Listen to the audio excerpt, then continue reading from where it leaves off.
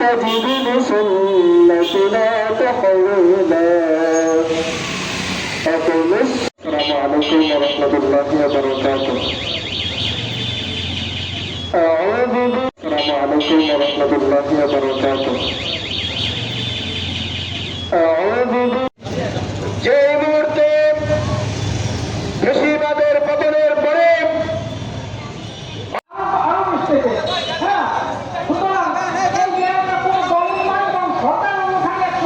বিদায় নেওয়ার পরে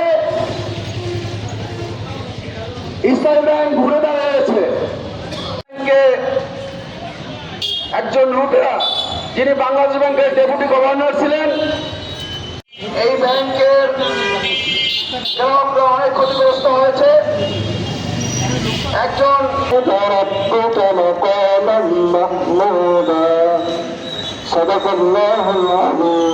করা হয়েছে। আমার এই ব্যাংক থেকে জনগণের কষ্ট এবং বাংলাদেশ ব্যাংকের গভর্নরের কাছে দাবি করতে চাই, একজন দুর্নীতিবাজ এবং সাবেক কাউন্সিলর জনাব মোহাম্মদ নিয়াজ মাহমুদ বেগ